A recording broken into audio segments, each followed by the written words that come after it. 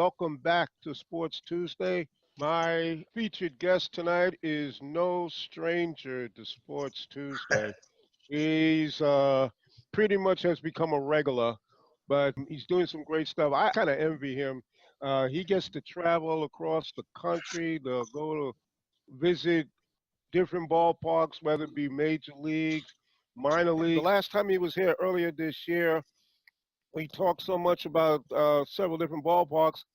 We forgot to touch on his experience down in Puerto Rico with a lot of the parks down there. He's back to talk about that and some other things that are going on with the Atlanta Braves and the construction of a brand new minor league park. And we'll talk about some other parks that he's put on his uh, top rated list. So let me welcome back to Sports Tuesday, Joe Mock. Well, Joe, how are you? I am wonderful. And Steve, it is so nice being back on with you. I really appreciate the invitation. It's always a pleasure getting to talk to you. You ask great questions. I try. I try. Listen, I've listened to enough people on radio. I've been in press conferences where some of these reporters acts outrageous stuff, and I'm like, are Oh, you yes. kidding me? And it's the reason why certain people like Bill Parcells or Bobby Knight really choose them out. It's like, what kind of question is that to ask? So I try to They avoid deserve it. those. I am not that kind of journalist. When I go to some kind of press briefing, as I did with Major League Baseball several times, I make a point.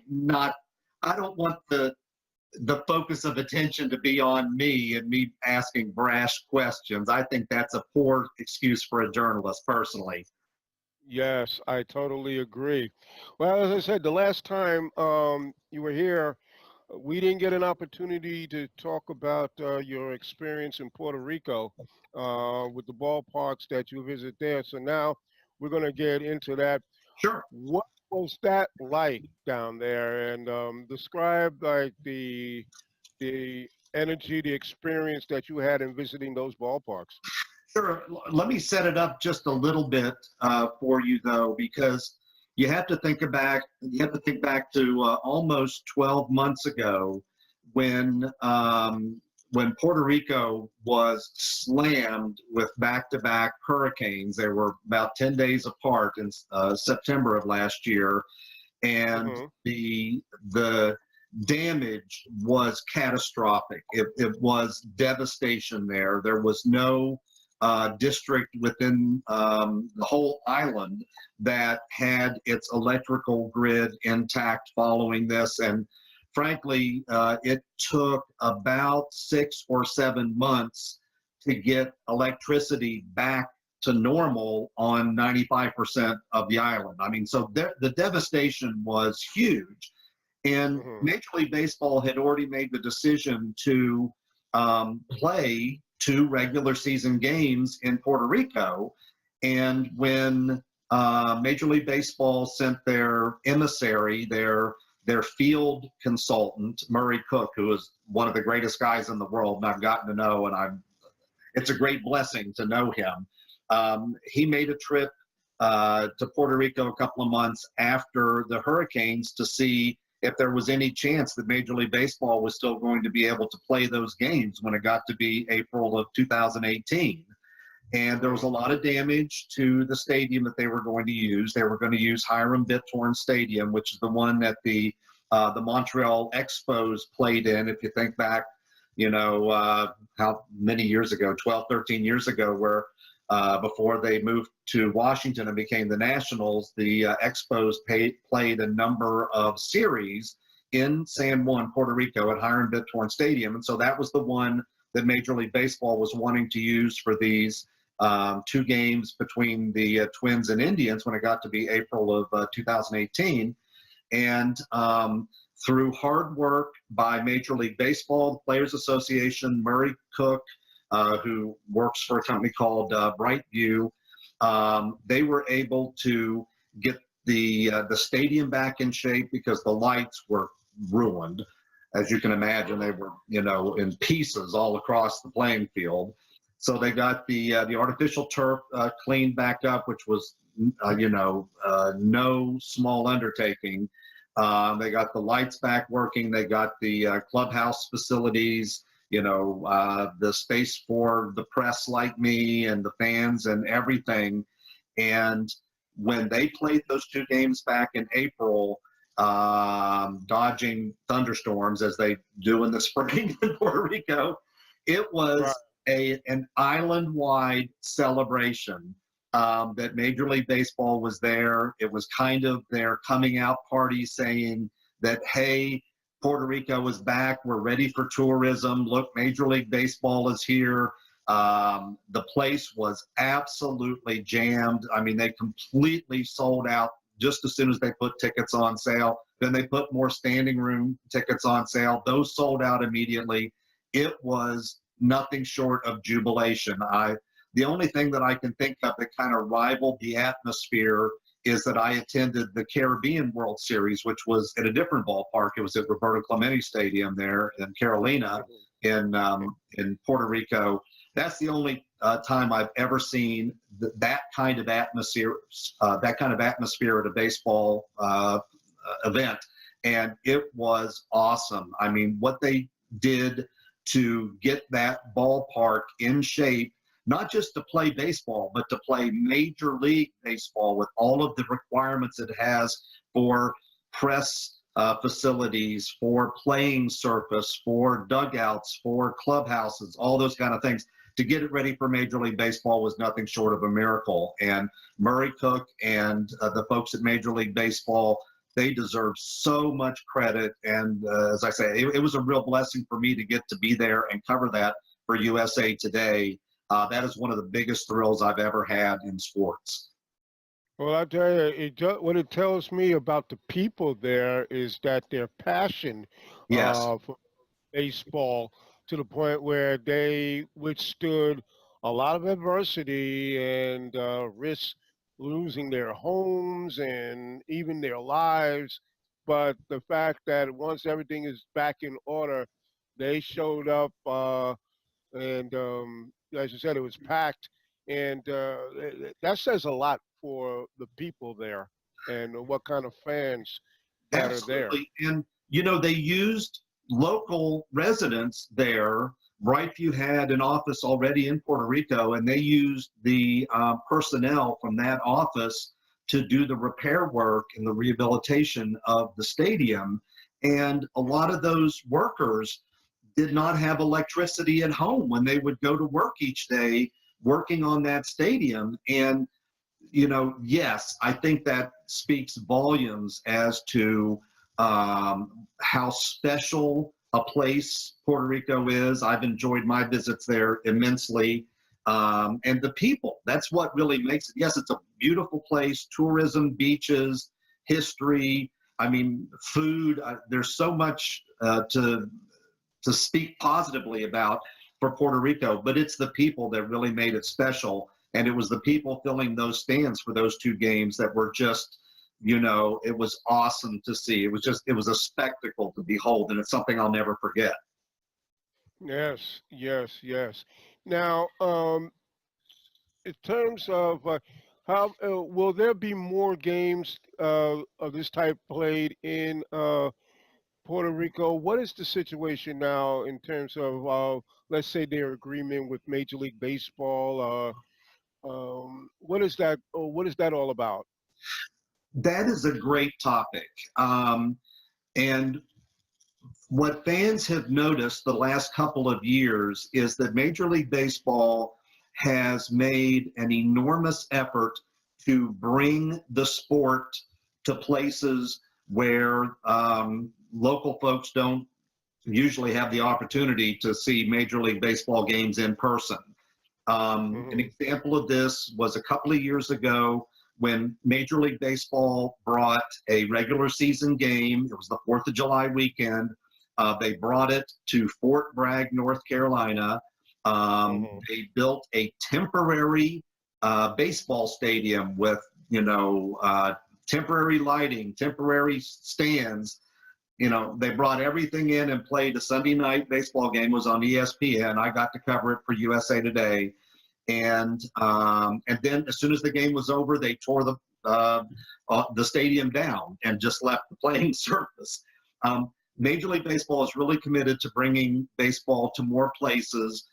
This past weekend, probably a lot of your fans watching tonight noticed that Sunday night baseball for this past weekend was from Williamsport, Pennsylvania, during the Little League World Series.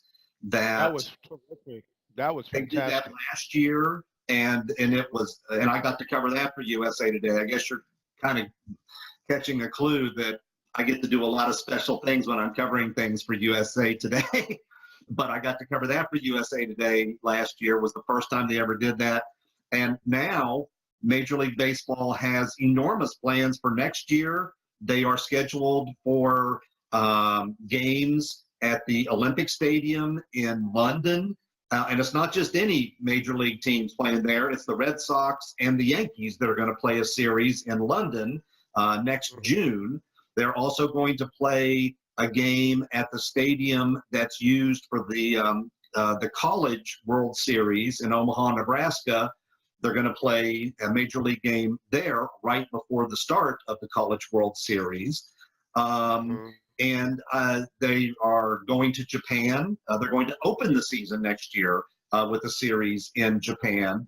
So Major League Baseball is really committed to bringing the game to more places. They'll definitely be back to Puerto Rico. They were also in Mexico. And so they're going to bring Major League Baseball back and probably to some other places. They played in Monterrey, Mexico, at a really nice stadium there. But there are some spectacular baseball stadiums that are opening, especially in the Caribbean and Panama, Colombia. There are some, and not to mention, of course, the Dominican Republic, where baseball reigns supreme. There are some really fantastic facilities that Major League Baseball could be played in very easily. And MLB is putting a lot of effort into planning. I sound like I'm on their PR staff or something. They're doing a great job of bringing the sport to places where it hasn't been before. When they played that game at Fort Bragg, it's the first time a major league game had ever been played in the state of North Carolina. It was the first time that it had ever been played on a military base. I mean, Major League Baseball is really forward-thinking in this regard, and they're doing all of this in concert with the Players Union. So Tony Clark and the Major League Baseball Players Association is very involved in all of this as well, because they couldn't do it without their help. So, this is a really exciting time. I mean, I think it's kind of a golden age for Major League Baseball. Again, I sound like I'm, doing promotions for them, but there is so much exciting stuff going on with Major League Baseball that I love being a part of it and getting to cover some of it. Very true. As I said, I'm envious of you right now. I wish I could do them all. I have to kind of pick and choose which one I can get to, because I can't get to all of them. And keeping with the subject of Puerto Rico, Sure. do you see at some time in the future that there would be a major league franchise coming out of Puerto Rico? Do you see something like that happening down the line? The passion is certainly there. I think the population is there. I don't know if the corporate sponsorship money is there the way it would be in some other markets that might be able to get expansion franchises. But, Major League Baseball thought so much of San Juan that, remember, like I was saying a few minutes ago, they had the Expos play quite a few games there in San Juan at Hiram Bithorn Stadium. And so, if they were going to have a team there permanently, they'd probably have to expand that stadium or build a new stadium or whatever. But I think the fan base and, without a doubt, the local passion for baseball is there to support it. And I'll give a little plug for the Caribbean World Series that if you're a true baseball fan and you've never experienced the Caribbean World Series and seen it in Mexico or in Dominican Republic or Puerto Rico or whatever, plan a trip, do that. You'll never forget it. It is such a festival, it's such a spectacle that it is just mind blowing. We have nothing to compare it to in the U.S. So yes, baseball fever in the Caribbean, it makes me feel good because that's what all the kids want to play. They want to grow up and be like Lindor and, their heroes that are playing in Major League Baseball. And frankly, I don't see that kind of passion for the sport in the continental U.S. There's certainly strong support for the sport, but there's nothing like it in the Caribbean, especially in Puerto Rico. Well, I tell you, I agree with you there because the way uh, baseball has become over the last, let's say, 20 years or so, it has actually become more of an international game here in the United States with all the Yes. different nationalities, Puerto Rico, Mexico, China, Japan, Venezuela, all different countries. So this is why I'm saying eventually, let's say Puerto Rico or even Mexico could have professional franchises in Major League Baseball, which would pretty much break new ground. Heck, we've tried Canada, and where one team folded in Montreal, the other one is still going strong in Toronto. So you But never Major know. League Baseball is talking seriously about expanding back into Montreal. And so I think there's a lot of interest in Canada. Yes, I did. A couple months ago, I had Scott Crawford on the show. He's the director of the Canadian Baseball Hall of Fame, and I asked him the same question, and he pretty much said the same thing you're saying now that we'll eventually get another pro team back in Montreal, which that would be great for the city of Montreal.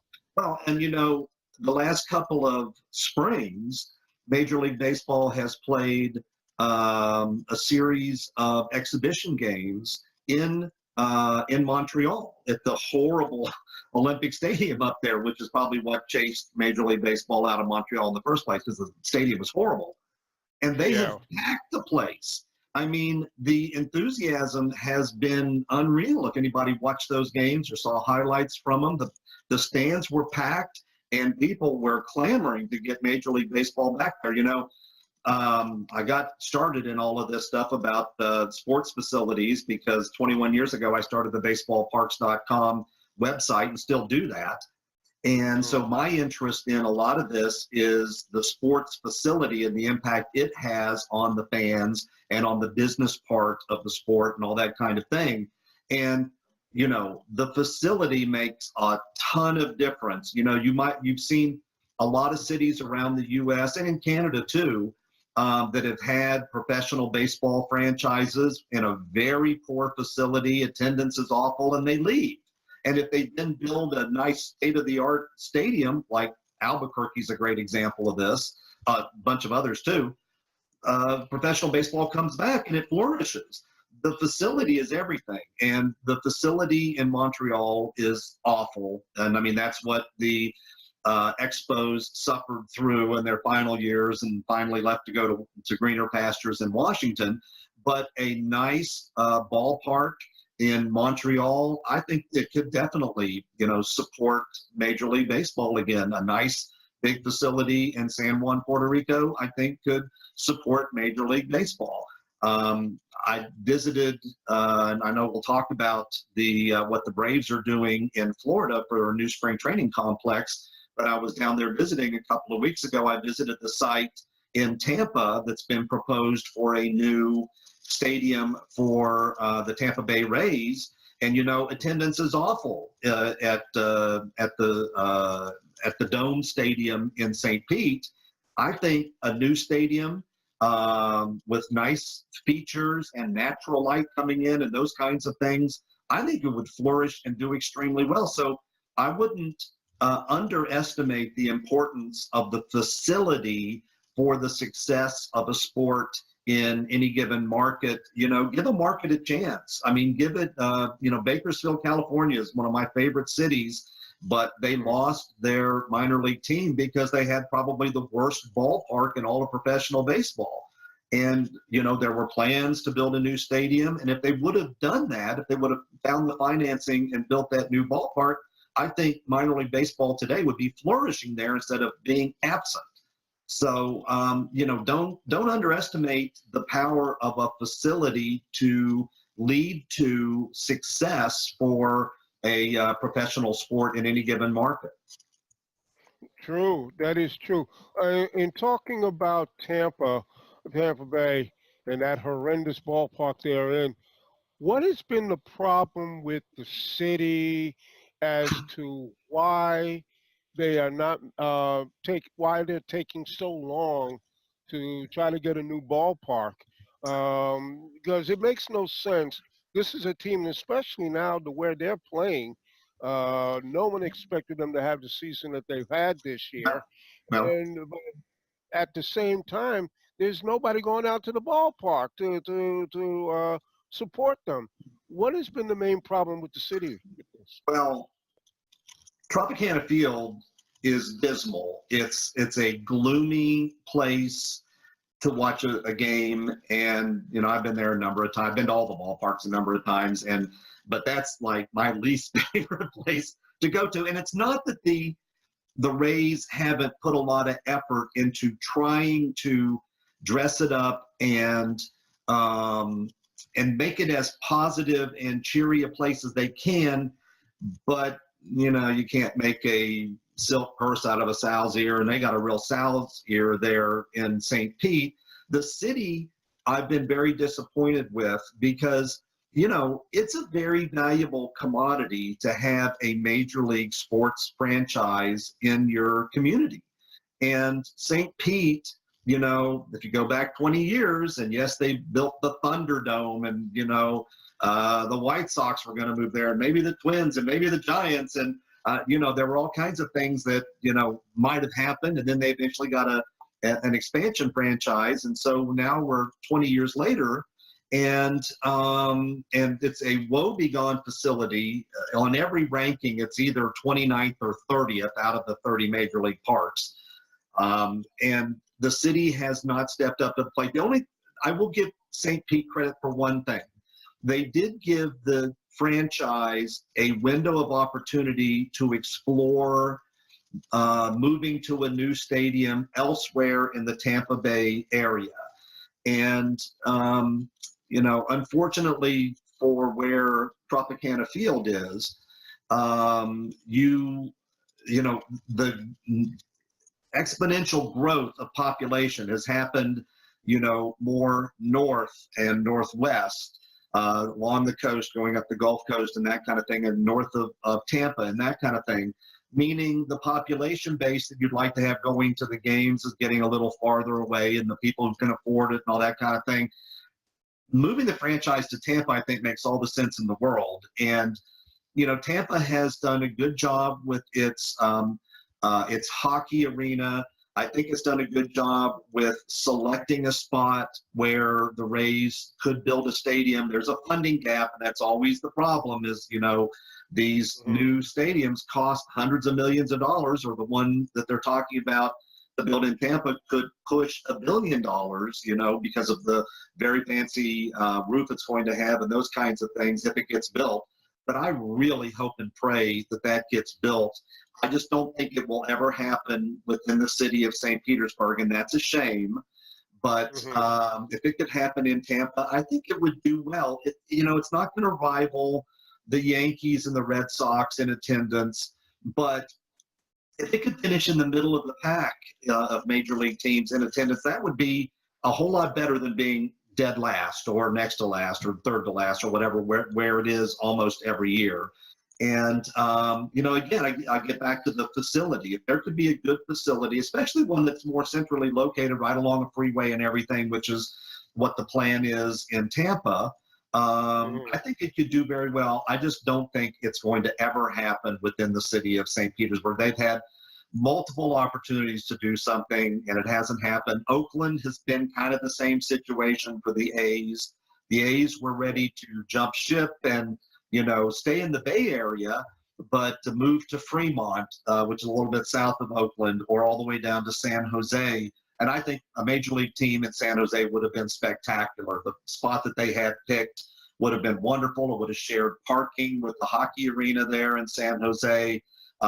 Tons of mass transit into that immediate area. I think it would have been fantastic, but Major League Baseball said, no, it's the Giants' territory. We're not going to let the A's there, even if it means the franchise living or dying. We're not going to let them there. And that's a real shame because San Jose has grown into one of the largest cities in America, certainly has corporate sponsorship money that would make all the difference in the world, which the city of Oakland, lacks. But, it's sad to see these cities that have had a valuable commodity like a major league sports franchise not do the things you need to do to take care of it and its fans, and then kind of, turn a blind eye toward it when it really needs a better facility to compete in the marketplace. But I mean, you think about the two worst by far, the two worst stadiums of the 30 in Major League Baseball are Tampa Bay and Oakland. Both desperately need a new ballpark. And if the surrounding area is not going to give it to them, there are other markets around the country, or maybe Canada, or maybe Mexico, that would give the franchise the facility that they need to compete in this modern day of revenue being everything in the sports world.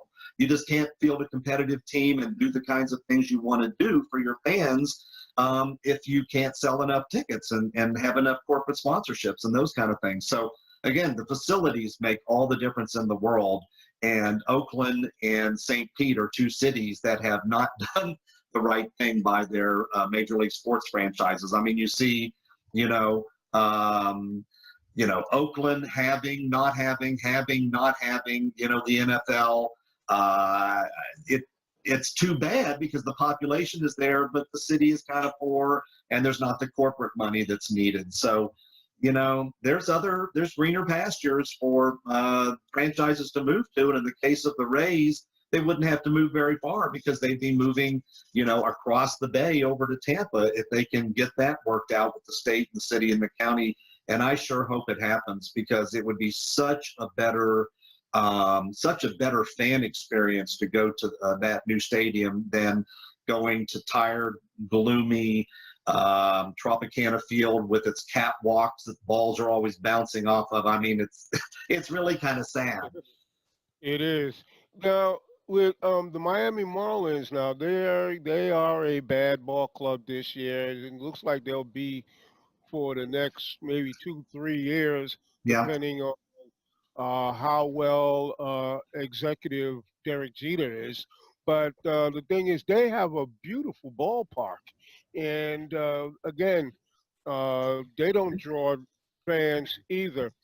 In your opinion, with Tampa and Miami, do you think that maybe it's not really a pro baseball town, Florida? Because a lot of times when you think of Florida, you think of college football, you think of the Miami Dolphins, you know, franchises like that. When it comes to baseball in Florida, a lot of people think that it's strictly minor league. Do you agree with that, or? Well, it's a really good question. And I think there's a difference between being a baseball market and a major league baseball market. Baseball certainly flourishes in the state of Florida. When you think Mhm. of the college teams, when you think of the minor league teams, when you think of the amateur baseball, when you think of all the teams from around the country that want to come and play in tournaments in Florida, baseball flourishes as a sport in Florida. It's just not been successful on the major league level. And of course, if somebody wanted to debate me on my assertion that a good facility makes or breaks a franchise in any given market, if someone wanted to debate me, they could certainly bring up the example of Miami. You know, they Mm-hmm. have what I think is an outstanding facility.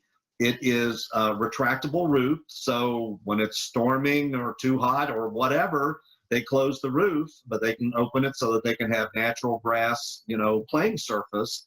Um, Right.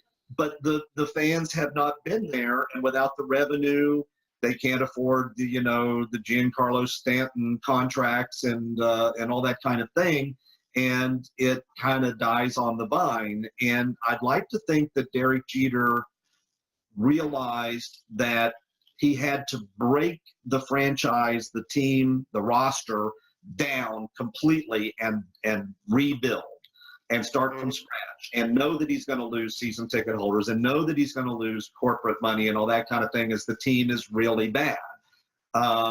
That's no surprise. But you know, Atlanta was in a similar situation a couple of years ago. They were a really poor franchise, and now they're like searching for the playoffs, and no one saw that coming.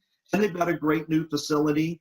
And so, yes, sometimes you have to break down a roster and have it be really bad to, you know, rebuild with youth and see what comes of it. I mean, the Phillies are also, I mean, the Phillies and the Braves being the Mm-hmm. two teams in the National League East that are showing everybody else up with their much higher payrolls because their young kids are coming of age. I think that's a great story. But yes, someone could use Miami as a really solid example to refute my argument about a nice new facility works wonders. I don't think anybody likes the neighborhood that the Marlins Stadium was built in.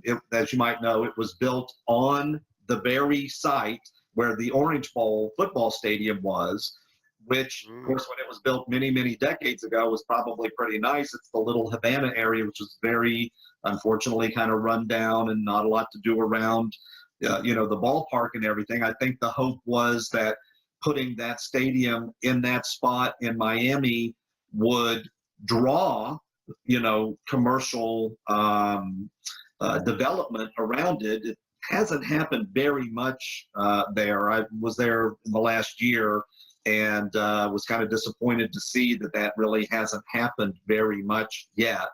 I guess it still could. It took years to happen in Houston, and now it's happened in a big way when they put Mm-hmm. their what's now Minute Maid Park in kind of a awful spot of downtown Houston that desperately needed urban renewal, and it kind of sat there alone with nothing but uh, uh, desolate, abandoned buildings around it for years. But now it has taken hold and is really growing up around it. I hope the same thing could happen in Miami, but the ballpark in Miami, I think, is an engineering marvel.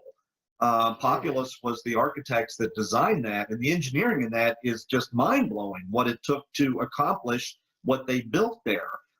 It's definitely worth going to see. I like the sight lines. The food is among the very best in Major League Baseball. Their concession stands are second to none in Miami, and Mm-hmm. it has very much of a South Florida feel to it.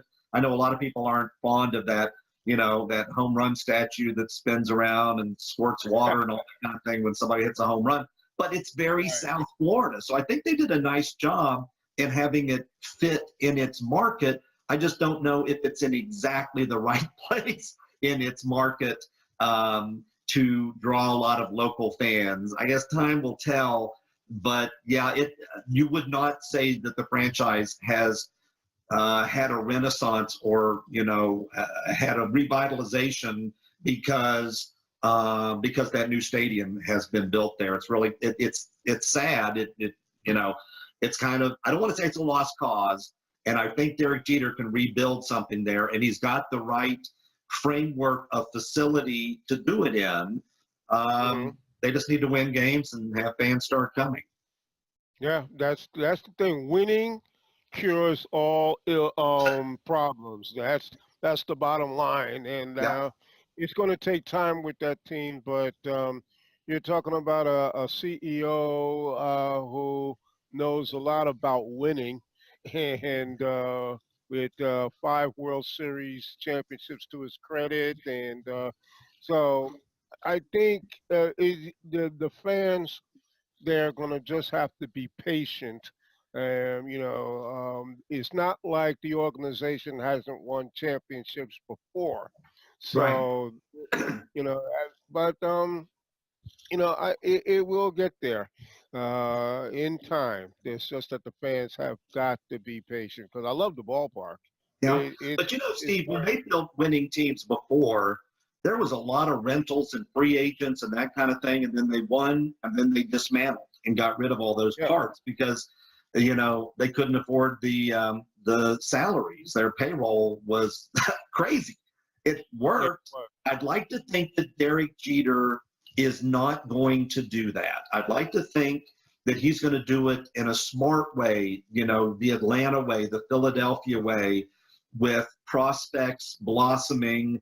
And, you don't have to have a $200 million payroll to have a competitive team if you have young, controllable talent. And I think, Derek was, I use his first name like he and I are buddies.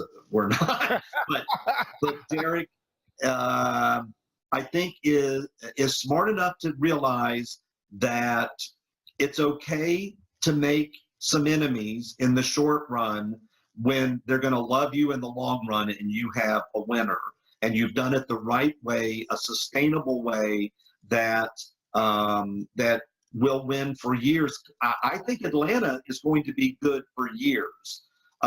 Houston did this, last year's World Series winner. They Yep. lost 100+ games 3 years in a row, and they weren't even on local television in Houston. The franchise was so bad, no one was showing up. They stopped weight service on the club level. I mean, it was a really bad situation.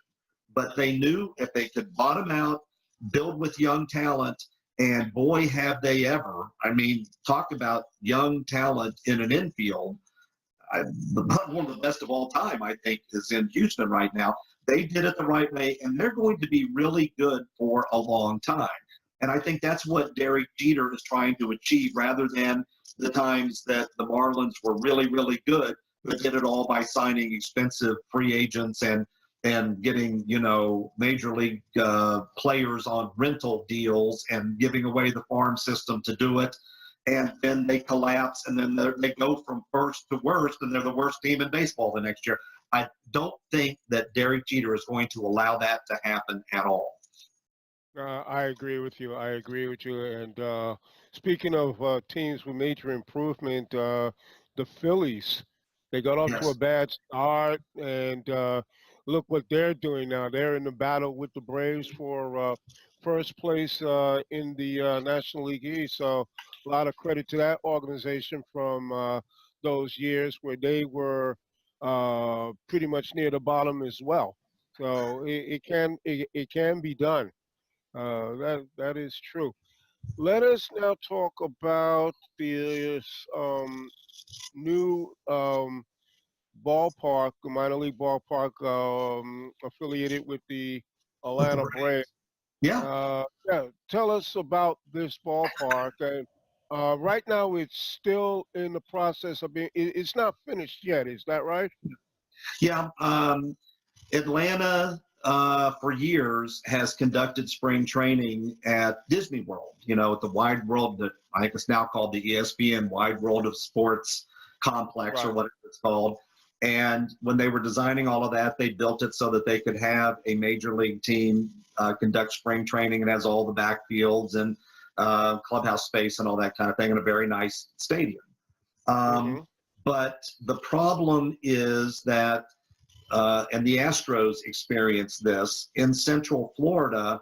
All of the opposing teams for them to play exhibition games with moved. They moved east or west and south and away from them. And right now, Atlanta, the Braves are by themselves in that part of Central Florida with no one else to play exhibition games. And that's one reason that Houston moved last year Mm-hmm. to West Palm Beach into a new complex. And so And you know, when a spring training complex gets to be 20 years old, as is the case at Disney World for the Braves, there are things that, you know, you would never build that way today.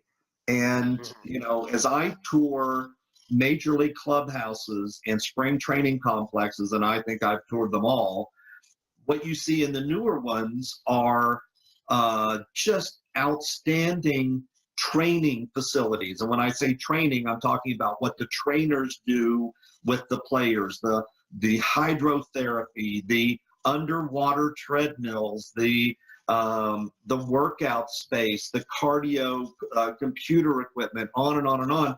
And you know, a facility that was built 2 decades ago doesn't have those things, and major league teams want them. And so the Braves had the opportunity to just start over. They could have occupied, they could have moved to a complex that another major league team had vacated, like the Astros in Kissimmee or the Nationals in Vieira. But they didn't want to do that, and I give them credit. I mean, I think they learned a lot when they built SunTrust Park in the northern suburbs of Atlanta, in that, you know, new facilities are better facilities when you have built them the way that you want them, not only for fan amenities, but really for the players. And you want your players, you know, coming out of spring training, not tired from all these bus trips that are hundreds of miles away to play an exhibition game. You know, you want them coming out ready to take on the world and start the regular season with a bang and all this kind of thing. And the Braves were able to work out a deal with a community in the southern part of Sarasota County. The community is called Northport. And Northport was wanting to do a lot of development in a certain kind of undeveloped area. And so they partnered with the Braves on land for a brand new spring training complex, and it's under construction now. Because the Braves didn't want to move into it if it was only, you know, 80 or 90% completed. They didn't want to move their you know, player development and training and all that kind of thing into it until it was completely done. What the Braves are going to do is they're still going to conduct spring training, you know, in the early part of 2019 at Disney World. They're going to play their exhibition games at Disney World up until the last game of the exhibition season in March, which will be March 24th. And they will play that in the new ballpark that is under construction right now in Northport.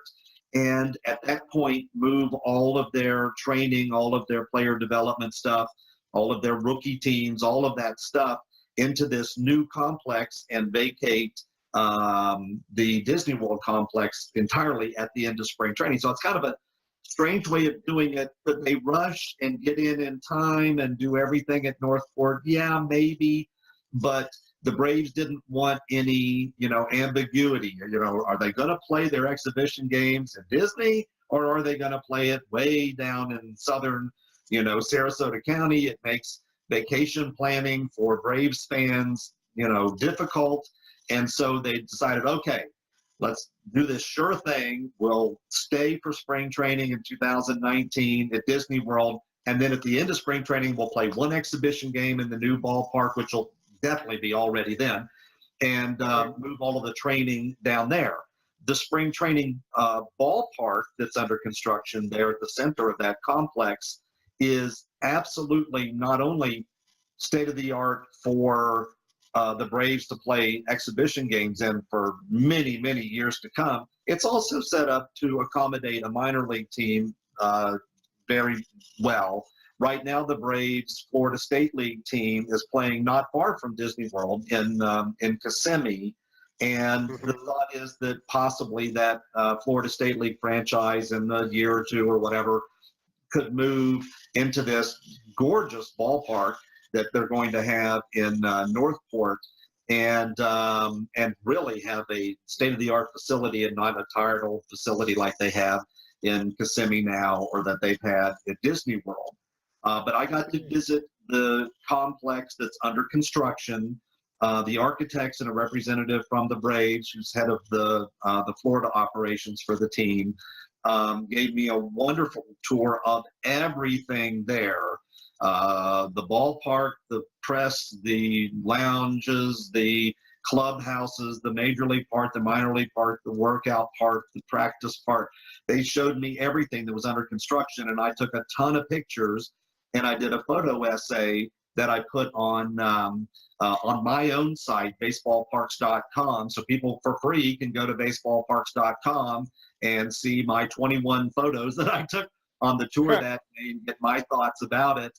And I think people will be able to see how nice the sight lines are going to be in the ballpark when they start going to exhibition games there for the Braves, and how nice it's going to be for the players and their workout facilities, and very importantly, how nice it's going to be for the Braves fans that want to go watch their favorite players go through their spring training drills in the mornings before the exhibition games in the afternoon. I think the access for the fans is going to be excellent. So I'm really enthused with what I saw there. And I want to give credit to Folly Bryant and Pendulum, are the two architectural firms who designed everything there. And so it was their representatives that took me around and showed me everything.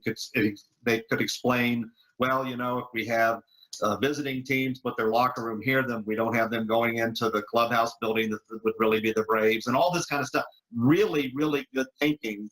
And Jonathan Cole, I'll give a shout out to him, is the principal at Pendulum. And he had the majority, he's the lead designer for the ballpark part of the complex. And he also was the architect for the Hartford ballpark that you and I talked about last year when you had me on, which is just one of the greatest baseball facilities in all of minor league baseball. And that won our baseballparks.com ballpark of the year last year when it opened. This year it was the Augusta Park that you and I talked about a couple of months ago when you had me on. Who knows, maybe next year's award winner will be the spring training ballpark for the Atlanta Braves. We'll see when everything opens next year. But it's just a tremendous ballpark design. And he's one of the really bright minds in sports architecture, young guy. And he's really making his mark. He's designed a bunch of other baseball facilities that are under construction right now. And I can't wait to start seeing baseball games at that ballpark in Northport, Florida. I think fans are really, really going to enjoy it. I tell you, judging by the photos I'm looking at now from what you took, it's going to be a fabulous ballpark. Now, the thing is, it's only, from what I see here, it's only 11 miles away from the Tampa Rays complex in Port Charlotte. So that's Right. interesting for baseball fans. I mean, just love to watch baseball. You can see Atlanta Braves game, and then depending on scheduling, you could go right 11 miles away to see a Tampa game. So you can Absolutely. And, yeah. I did that when I took the tour that day. The tour was in the morning, and then in the afternoon, I went over and watched Tampa Bay's rookie team in the Gulf Coast League play at their complex, and then went up that evening and saw a Florida State League game in Dunedin. One of my favorite aspects of spring training is doing what I like to call a triple header, where you go watch your favorite players do their training in the morning, go to an afternoon exhibition game, and then go to an evening exhibition game or college baseball game or something like that. It's really easy to do that in Arizona. Half the teams train in Arizona and half the teams do their spring training in Florida at this point. But it's a little harder to work the schedule out in Florida. It's easy in the Phoenix area because all the teams are in the Phoenix metro area. Well, it's a little harder because things are a little more spread out in Florida. But when you have spring training exhibitions happening in Port Charlotte, as I say, 11 miles away from Northport, where the Braves are going to be, which is, in the same county as where the Orioles train and play their exhibitions in Sarasota. The Pirates are in Bradenton, just a few miles away from Sarasota. You have the Yankees in Tampa. You have the Phillies in Clearwater. You have the Blue Jays in Dunedin. Hmm. And not too far away, you have the Tigers in Lakeland. So, yes, you can see multiple games in a day. And I'm a big believer in what a friend of mine, Brian Moore, calls baseball economics, where if you're going to travel somewhere, you want to cram in as much baseball into those hours of the day as you can. And now it's going to be a lot easier to do that with the Braves, where they're going to be close to the Rays and the Pirates and the Orioles, and all the teams are up in the Tampa area. So that's kind of baseball heaven to me, is getting to go to baseball all day long. Yeah, oh yes, yes, I totally agree. Now, is this the will this be the single A, double A, or triple A affiliate for the Braves? It will, if this falls into place, and it would be a shame if it didn't, because the facility will house it beautifully. It would be what's called high A. In the minors, the way things work now, the Hmm. 30 major league teams each have one triple A team, each have one double A team, each have one high A team. Each of them have one low A team, and below that, not all major league teams have, a short season A or an advanced rookie or something like that. The high A league is the Florida State League, and most of those teams play in the stadium where their major league parent has spring training exhibitions. Not all, but most. And Right. so, if, as I said, the Braves are right now playing their regular season Florida State League games. It's the Florida Fire Frogs, in case anybody wants to look that up.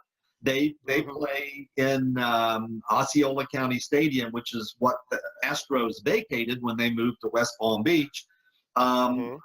I heard conflicting stories about how long the lease is for the franchise there.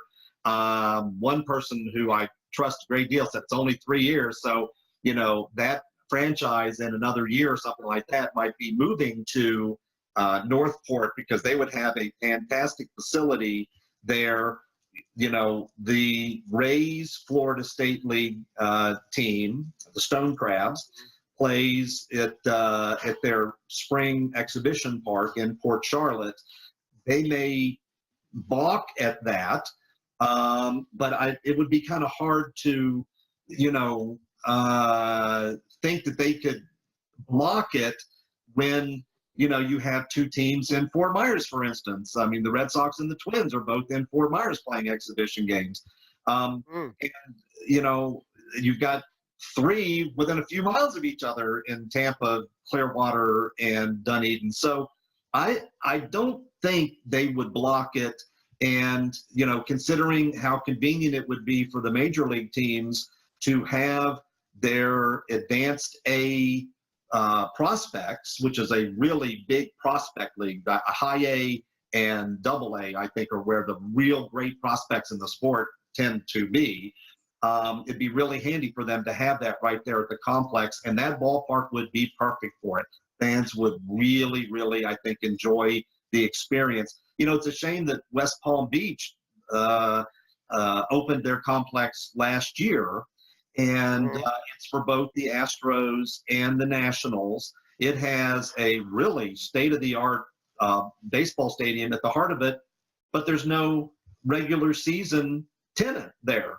There's two Florida State League teams that play just up the road in Jupiter, but none at West Palm Beach. So that's kind of a shame to have spent all that money on that complex and not have a Florida State League team playing there.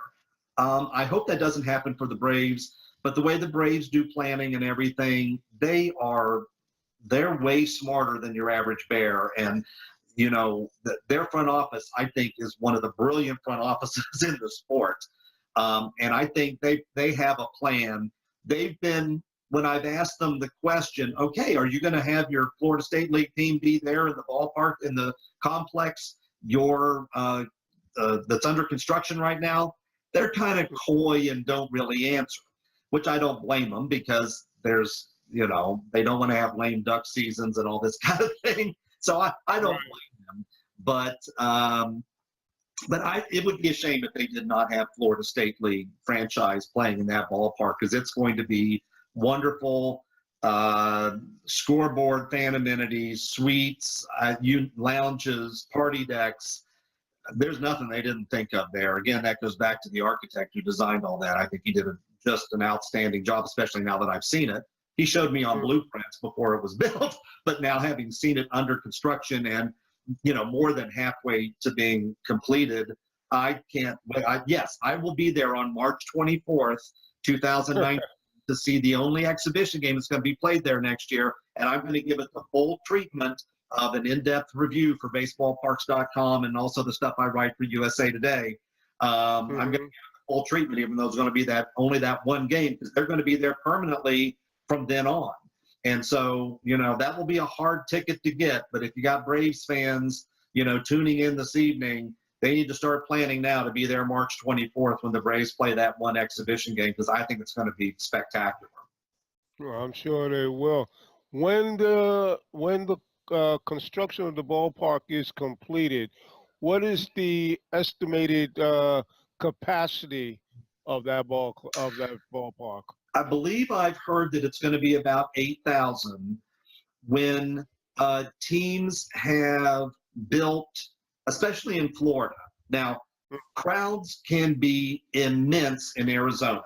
The Cubs, the Giants, some of the other teams who have spring training in Arizona, they will pack. I mean, the Cubs pack 15,000 into their stadium for just about every home exhibition game, afternoon, evening, gloomy, sunny, unbearably hot, doesn't matter. They pack 15,000 in there. The Diamondbacks and sometimes the Rockies, always the Giants. I mean, they pack it in. Not so much so in Florida. The Yankees and the Red Sox, as you would imagine, have really good attendance in Florida, but a lot of the other ones don't. And, when you overbuild your stadium, it kind of is a spiral.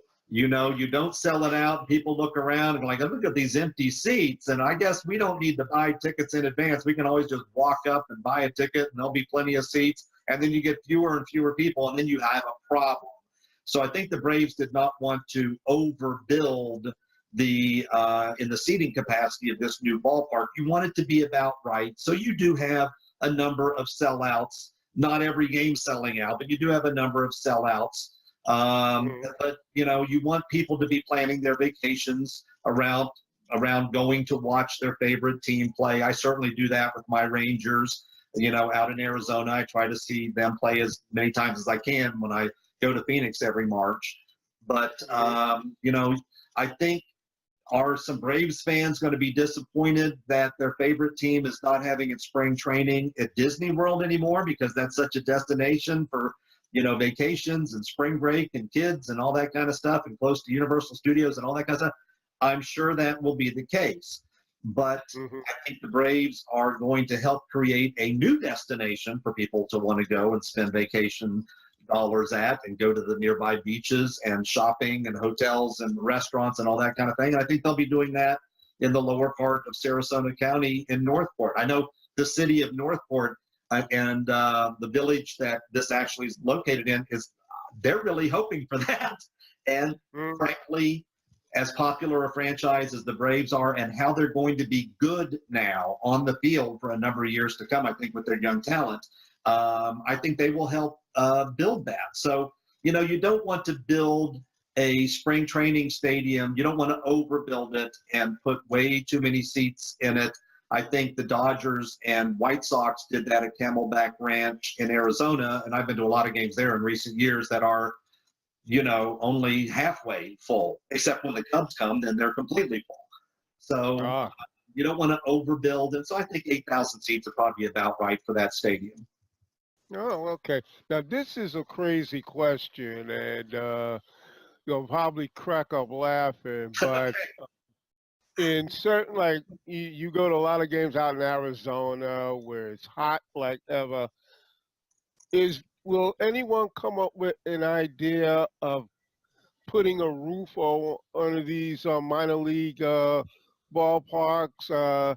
Has someone ever come up with that idea eventually to be turned down, or do you see something like that in the future?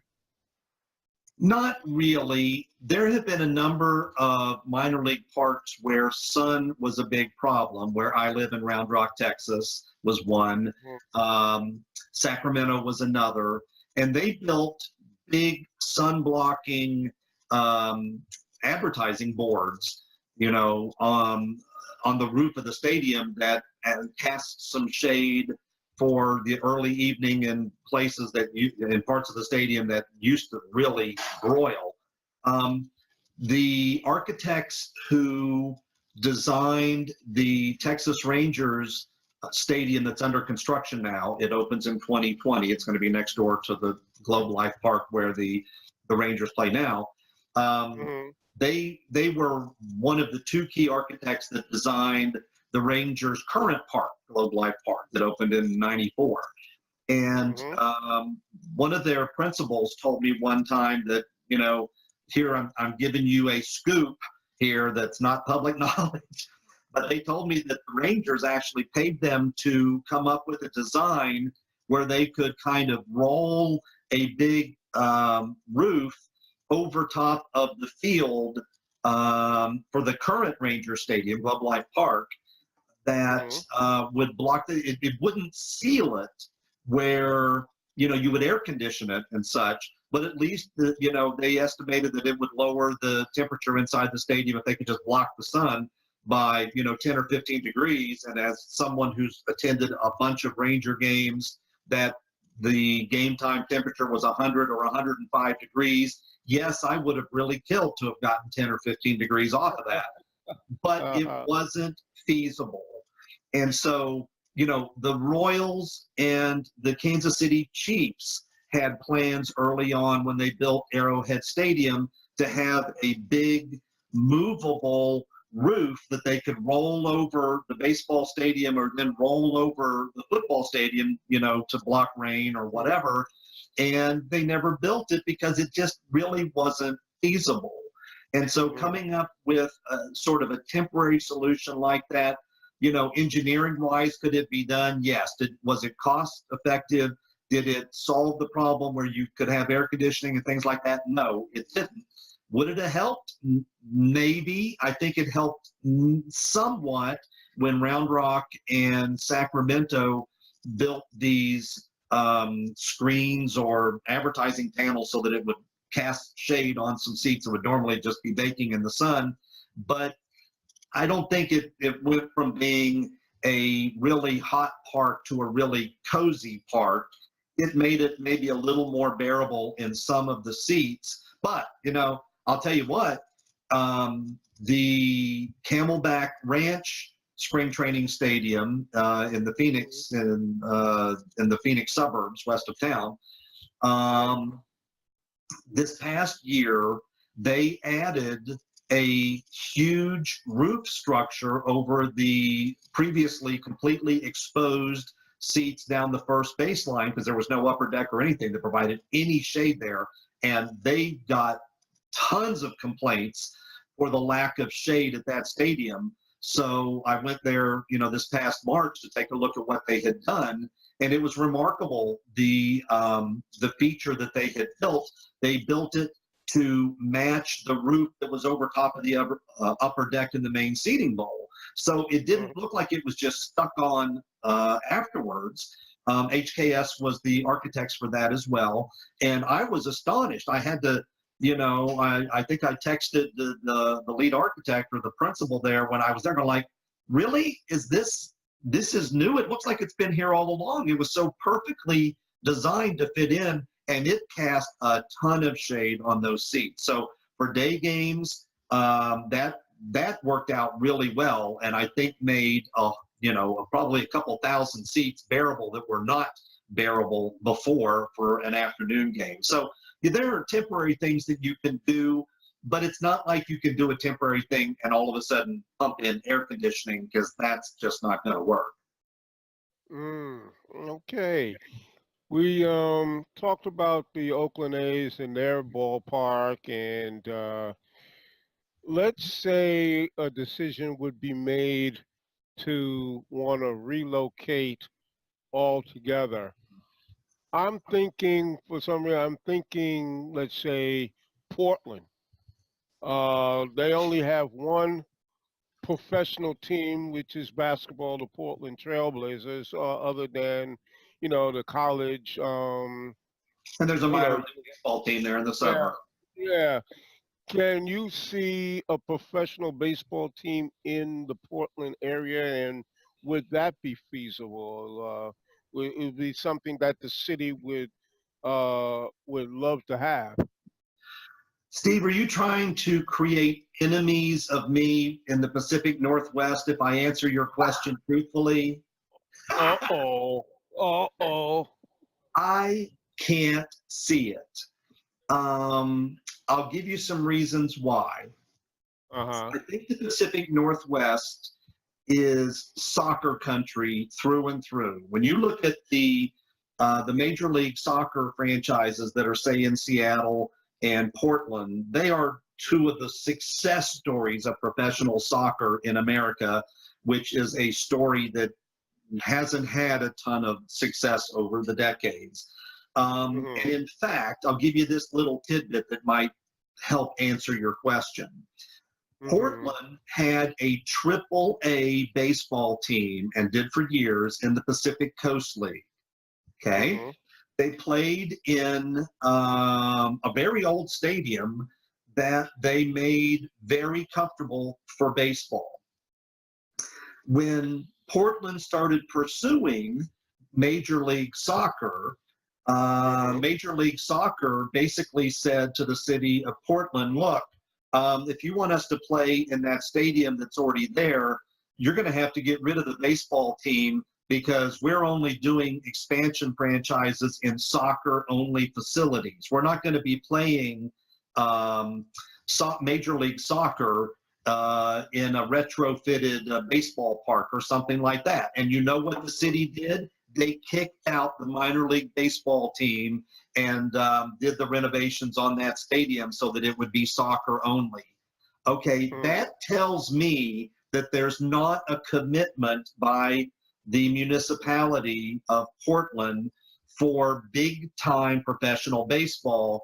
And there were many operators of minor league baseball teams that wanted to move to that market once the AAA team left.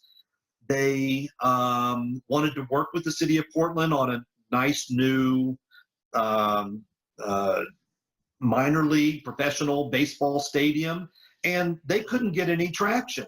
And it wasn't until a team in the Northwest League, which is short season A baseball, worked out a deal with the suburb. It's the western suburb of Portland called Hillsborough. There, and that's now a successful short season, professional minor league team called the Hillsborough Hops. Um, it didn't happen within the city limits of Portland, where you've got the population base and everything. So, the return of AAA baseball or Major League Baseball is talking about it. That's one of the cities that they have said we will consider for an expansion team if Major League Baseball expands again. I think Mhm. if they expand by two teams, I think Portland would finish third. If they expand by four teams, I think Portland would finish fifth. So I Mhm. I am not optimistic of Major League Baseball expanding into the Portland market just because of the past lack of commitment for professional baseball in the Portland market. Now, have I just made some enemies in Portland by saying that? Maybe, but I'm going to blame that on you, Steve. I'm not going to pin that I on was me. going to, I was going to say, I know you're not in this one alone. I know they're going to give me. Why did he have to ask that question? Oh my God! Yes, yes. I'm sorry, people, but it's a question I had to ask. It is. But the bottom line is Portland only has one professional team, Right. and like, wow, if I was living in Portland, I'd be a very frustrated sports fan because all I have is one. I mean, I have no problem with the college game at all. I love the college game, but give me some pros. I mean, give me something else other than basketball. I You agree. know, Well, but and Major League Soccer and Major League yeah, Soccer does well there. But that's not usually when you think of your big four of professional sports. Professional soccer falls outside of that. So, and I'm yeah. not the biggest soccer fan in the world either, and it really bothered me a lot when Portland, I talked a few minutes ago about municipalities having a thing of value when they have a professional sports franchise there, and they take it for granted. They don't value it, and it leaves. And in this Hmm. case, basically, the the Portland Beavers and the Pacific Coast League, they did not want to leave. They worked really hard to find somewhere else in the Portland suburbs or something where they could move to and continue to have that market for AAA baseball. And there was nothing. And so they moved. And today they essentially are the El Paso team, which is a very, very, successful team also in the Pacific Coast League. So they wanted to stay, and I look at it as they were more or less evicted because they were told, you got to get out of the stadium that they've been playing in for years. And Hmm. all because Major League Soccer says, no, we're not going to share a facility. We want soccer only stadiums. And you see, several have opened now. Los Angeles opened theirs. Kansas City built a spectacular one. Um, you're seeing the markets that are building soccer only stadiums to accommodate Major League Soccer. And Portland wanted that so bad that they were willing to get rid of professional baseball altogether. And that rubbed me the wrong way, being the baseball, purist that I guess I am. Hmm. But I'd be surprised. I mean, if you're going to talk about markets that are likely to be strongly considered for expansion teams in Major League Baseball, if they go to from 30 to 32 teams, like the NFL or whatever. I think Montreal would be very high on that if they build a new stadium. I think Monterrey, Mexico, or Mexico City or something in Mexico would be, way more likely. I just, I can't see Portland being high on that list. Okay. One of the final questions for you tonight, and I thank you very much, as always, for coming on. With the construction, obviously, of some more major league ballparks, do you see, in your opinion, these ballparks that are being constructed now more and more are have smaller dimensions? Because I grew up with big ballparks, like, and because the idea of a 420-foot homer, that's exciting to me. These, to me, a lot of these ballparks are bandboxes where, you know, you can hit a home run and it's 312 down the right field line. That's not a home run, in my opinion. It I agree. doesn't. And sometimes with some ballparks, the deepest part of the area is just barely 400 feet. Do you see where the parks that are being constructed now seem to be smaller and smaller? Yes, in a word, smaller in seating capacity because every time a new park opens now, it's smaller than what it replaced. Um, Hmm. the thinking is that if you have fewer seats, there'll be more demand for tickets. You'll have more sellouts. People will plan ahead. They'll buy advance tickets instead of just walking up to the gate and all that kind of thing. So seating capacities smaller, definitely, which makes them more intimate, and that's nice. But Right. um, outfield dimensions, the trend is not going bigger, it is making them smaller. I'll give you some examples. Comerica Park in Detroit, it Hmm. was a incredible blast to hit it out to left field. And so Yeah. what they do, they brought the fences in and they put the bullpens there. Seattle when they made modifications, um, decrease the dimensions in the outfield to make it a little easier to hit home runs. So, the new parks that you're seeing, Houston brought in it changed its center field as well. So there's been a number of examples of teams changing dimensions, and it was never to make them larger because, Steve, chicks dig the long ball. You've heard that for years, right? Okay. Fans, you and I might enjoy a 1-0 nail biter game that goes to the bottom of the ninth. Okay, that's really not what fans tune in to watch. They like the 11-9 games. They like to see balls flying out of the ballpark. Look how popular the home run derby is. Yeah. I mean, there's before the All-Star game, there's no competition where, to see the pitchers can strike out the most people. No, people want to see home runs. And so, to Major League Baseball and to the teams themselves that have a lot of control over this, they want to see offense. Fans, I think pitching and defense might win pennants and World Series, but the fans like to come out and see sluggers. And when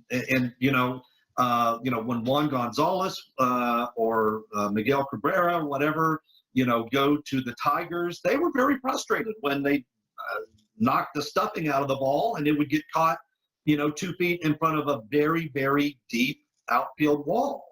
And so, they made modifications to make the dimensions a little more reachable for the sluggers so that they could get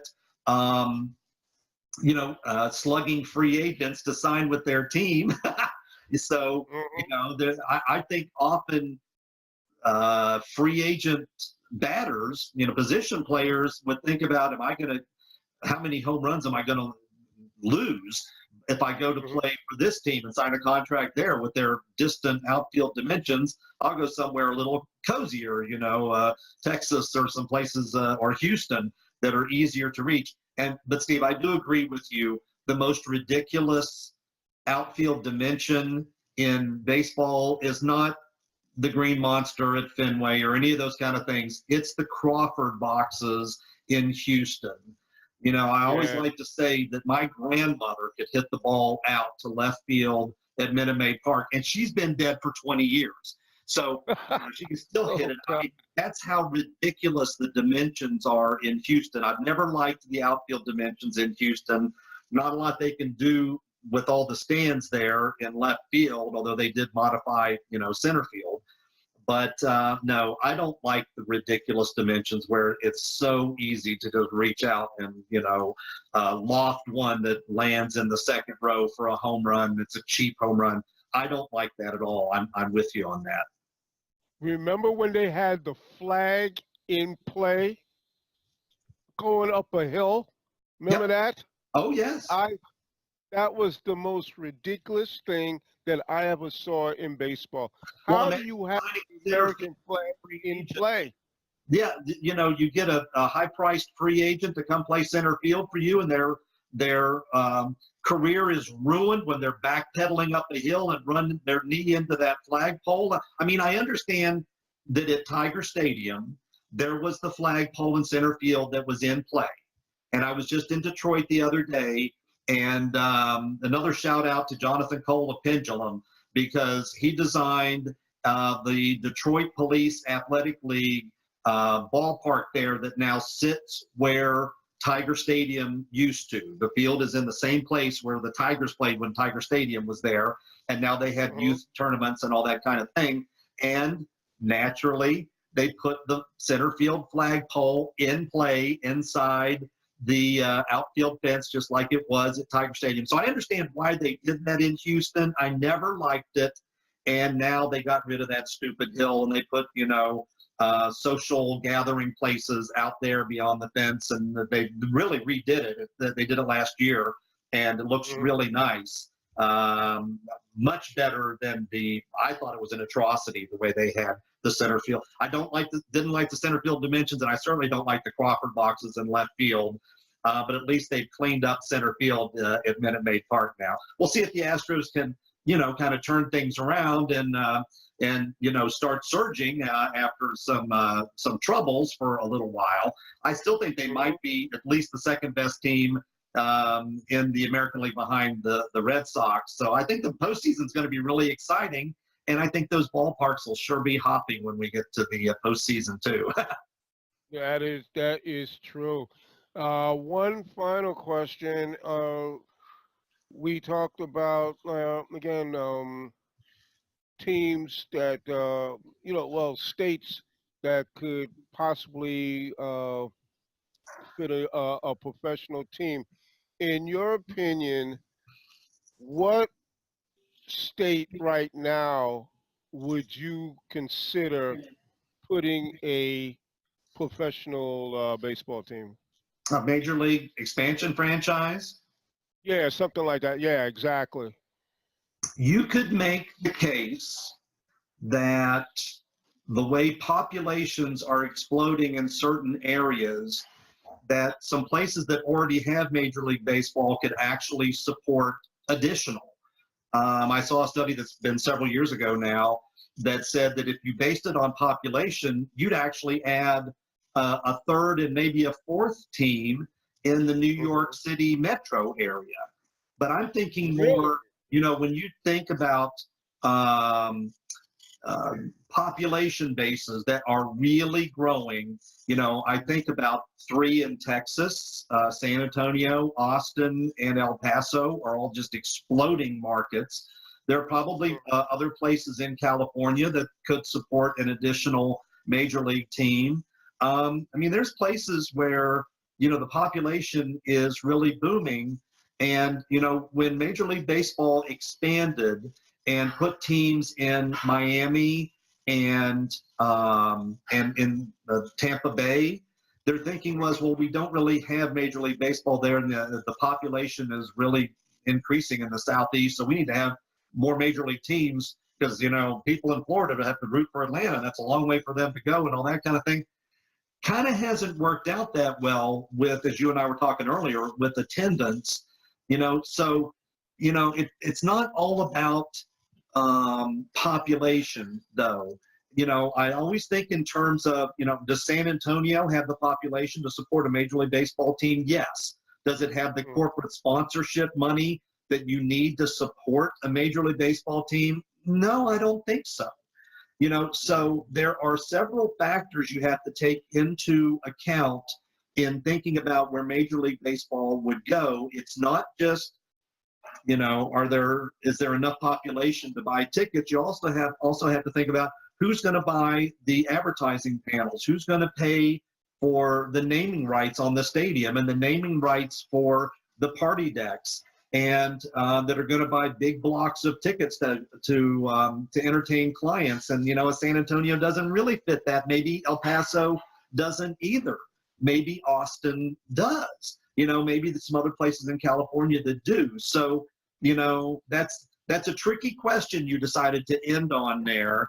That Mm. is really open for debate, and maybe some people will, get in touch with me through baseballparks.com or whatever, and I'll be happy to debate them on that issue. I'll tell you, on that note, I'll tell you this much. I'll end on this. You said a possibility that there is, you feel that there is room for another team in New York. Let me tell you, I'm a diehard Yankee fan. My rival is Mets fans. I don't know if I can take a third one. I'll tell you right now. Hey, I, think back. I got my hands full with Mets fans. Do I need a third team? I don't know, man. I think it's a little bit too much, but you Think never know. when we were little kids, Steve. There were the Giants, the Dodgers, and the Yankees, and they were all Uh, successful franchises. And there were three in the New York area. So I that's could a definitely see an expansion major league team in northern New Jersey somewhere, around the Meadowlands or something like that. I think it. Now the Yankees would probably never stand for it and all that, but could it mm, be supported? I think it definitely could. yeah. And I tell you though, to this day, you got Brooklyn Dodger fans that still hate the Dodgers for moving out to LA. So yeah, they'll probably welcome another team as well. So Well, that is to fantastic. if you go to the minor league team that's in Coney Island, Hmm. that's, The you know, site. way the southern edge of Brooklyn. Down on the Hmm. ground floor underneath the stands, they have all of these Brooklyn Dodgers memorabilia. It's almost like a little museum for the Brooklyn Dodgers. And the Dodgers, for the last 50 years have been playing out on the West Coast, but still people, cling to the Brooklyn Dodgers generations after after they've been gone. So, baseball fans are interesting people. You and I, fit in that category. And the team that we liked as our youth, never we might move and start rooting for another team like I did, but I never get, I grew up in Cincinnati Reds territory, and I never really get the Cincinnati Reds out of my system, even though I haven't lived in their geographic area in many decades. Fans, baseball fans are that way. Hmm. That's true. And on that note, your website is www.baseballparks.com. And Joe, always a pleasure to have you on the show. You're fascinating in what you do. As I said, I envy you. I would love to go to all the ballparks like you do, eat all the hot dogs and everything like that. But you're fantastic, and I love talking baseball and ballparks with you, and definitely will touch base with you next year, and we'll talk some more ballparks.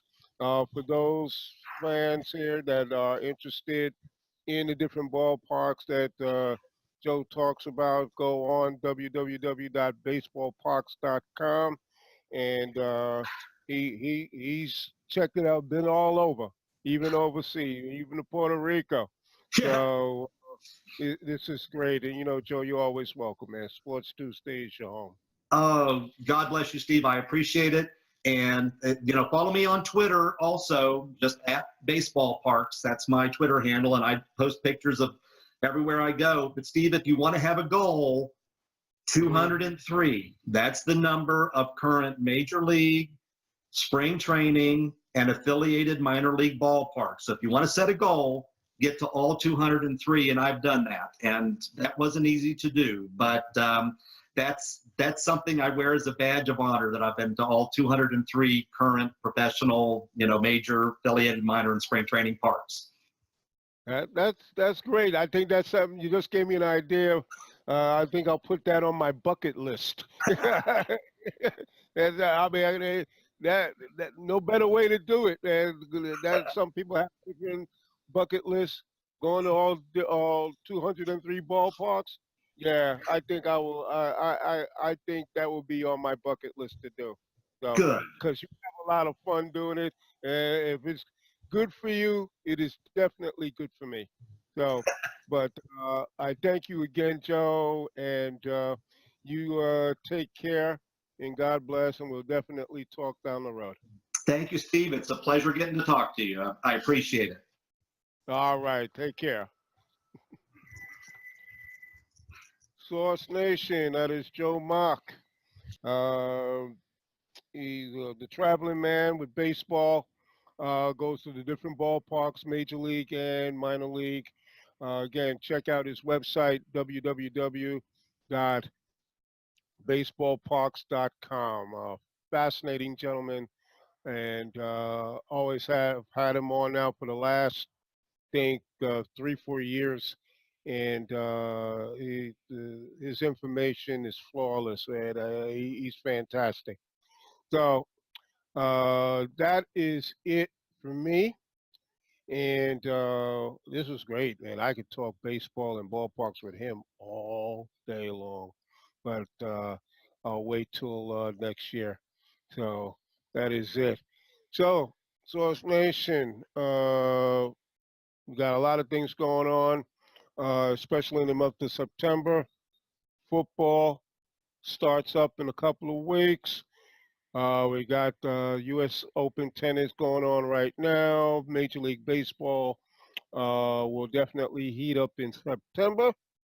So, um, a lot to enjoy, man. It's great to be a sports fan. I'll tell you that much. So, that is it for me. So until next week, as I always say, be good and be safe. Take care, everybody.